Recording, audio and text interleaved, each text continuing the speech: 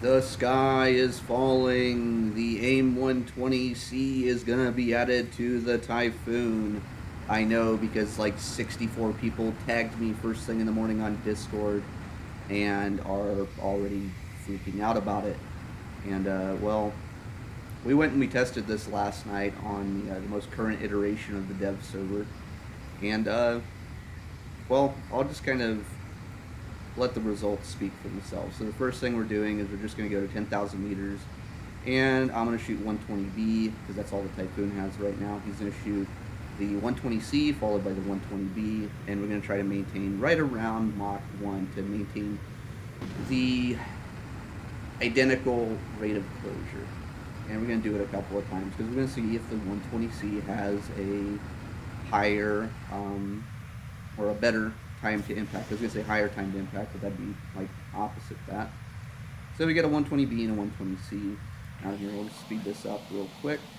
We got my 120B as well going, so we got more than one sample size.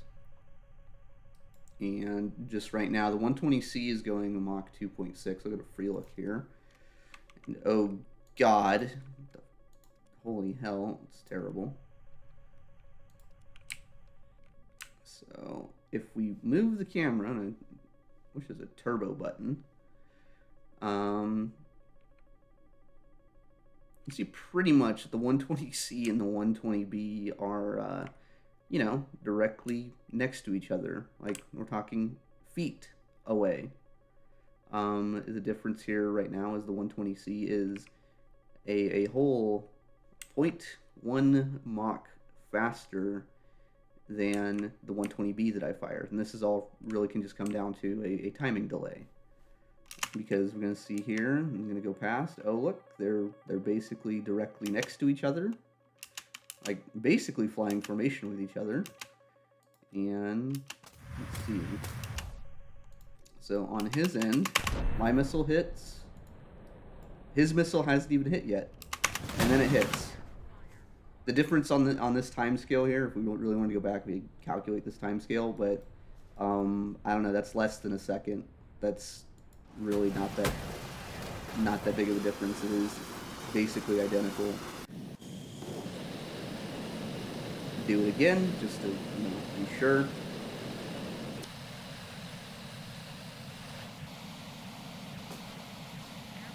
Let's speed this up. And I'll actually try to slow it down so that we can get a idea of the actual kind of time to impact difference.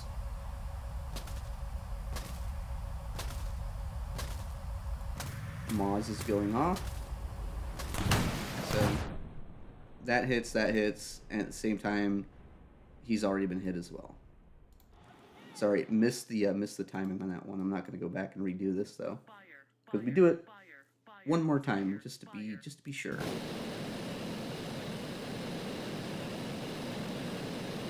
And this is just the same thing, getting sample size of more than one, just to make up for latency. Because we're doing this verbally, going okay, 3, 2, 1, fire. And this time he's going to shoot 120B and 120C, and I'm going to maneuver because we're going to see if the maneuvering profiles of these missiles are really all that much different, or if there's really kind of anything that's really effectively different. And really right now, they both lose lock at the same time. They basically, even with maneuvers, are right next to each other. 120C is a little bit ahead on this one. Chaff really be fucking up the 15's radar right now. They cross about the same time. Seems like another set of missiles. I launch back at him. He drops his tanks. He's gonna try to shoot one high off foresight.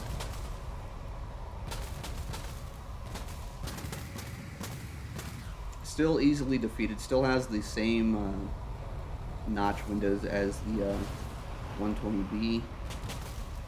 So still just goes for chaff pretty easily once you notch it. So doesn't really change anything. So at longer ranges, the 120C, the way that currently exists on the dev server, doesn't make any difference. I'd say zero differences. And then we tested kind of close range stuff to see if we could determine anything here, whether or not it's going to have any substantial difference. Because in theory, the idea that it moves off the rail quicker and can turn quicker means that there should be ranges where the 120C is a little more usable than the 120B. And kind of the same, more or less the same conclusion. It's not that significant of a difference. There's not a lot of shots that you're going to miss with the 120B that you're going to hit with the 120C. I think in this case, 120B is ahead of the C, but that's really just a timing thing. He's trying to launch both of the missiles as close together as possible. We don't have simultaneous launch, so we can't really do that. Oops, kind of going from his perspective. 120B gets up to 30 Gs. It gets up to like around 30 there.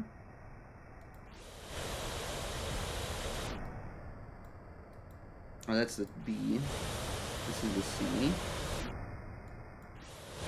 G on this gets to about 20. And from my perspective, at these fairly close ranges, notching these missiles is basically the same as before. Let's see if we can get it here. Kind of pain in the ass. I don't like the way this replay is looking good. Like,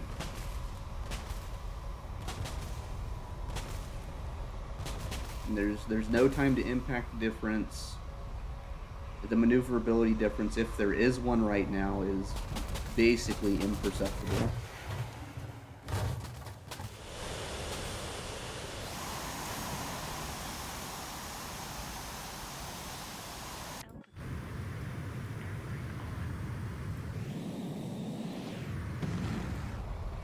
Keep in mind, we're starting this engagement at like 14 kilometers. This is like a really close engagement. This is kind of the range where you actually have a chance of getting kills with missiles against competent opponents. This idea that these like 50-kilometer long missile shots are like decisive to the game is kind of, I don't know, kind of silly. That one hits. 120C is pretty easily chaffed. Keep in mind, this is the BOL chaff, which is supposedly nerfed into the ground, and one of the things that everyone wants the Eurofighter to be buffed into oblivion, wants the chaff effectiveness and the flare effectiveness for the BOL pods to be buffed by a lot.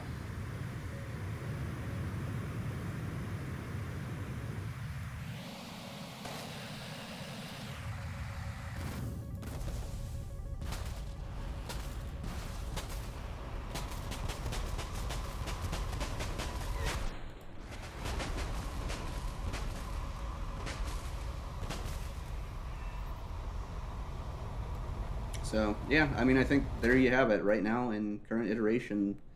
120C versus 120B, they're basically the same damn missile. You might as well treat them as the 120C is just a reskin of the 120A and B.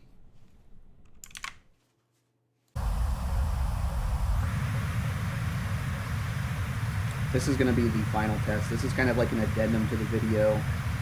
This is going to be the Aim-120 versus the Mica EM.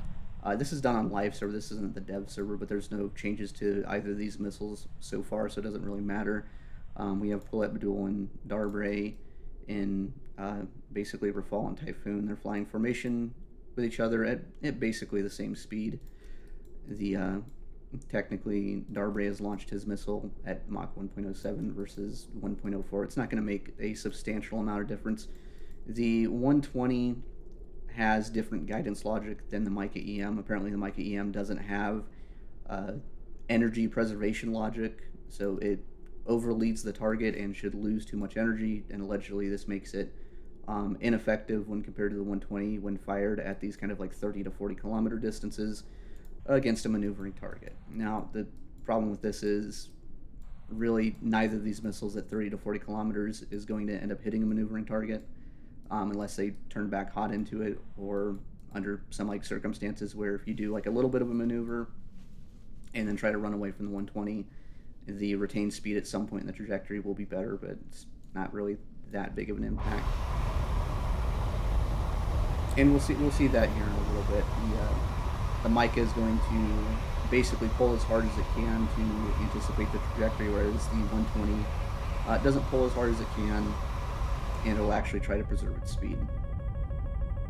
So once the Mica or the 120 gets to, we'll call it this, because you can probably move the screen a little bit and just look at the retained speed. There's one thing I don't like about the view is the cards always overlap, so you gotta do some goofy move around stuff. So right now the Mica is at Mach 1.8, the 120 is at 2.16. The Mica's actually traveled a little bit further though, because basically it kind of takes a shorter path to the target.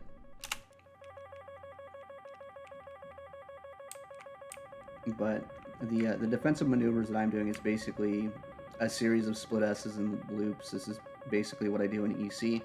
Right here, I think I paused it. I think the cursor jumped. So let's get over here real quick, get some free look.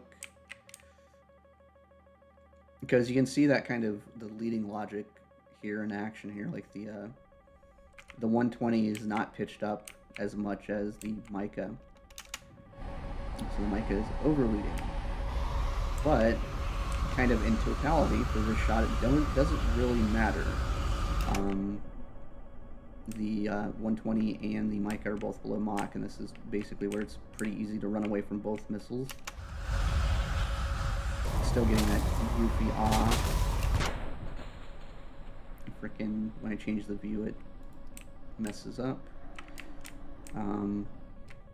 Overall the Mica is actually going to end up getting closer.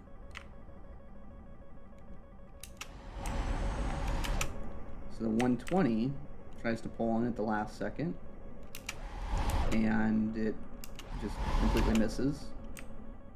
We have the second Mica coming in there, because I didn't shoot multiple missiles at me because I wanted to see which one was going to hit. But the one that is leading, this first one,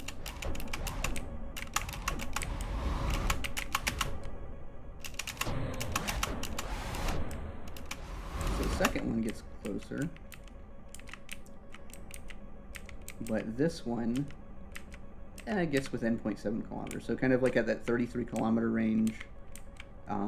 The guidance logic on either of these missiles isn't really going to help it that much to get much closer. There's going to be just a smaller window where the 120 is better than the Mica, and kind of it looks like the second Mica that came in was actually a lot more viable than the second AMRAAM. So overall,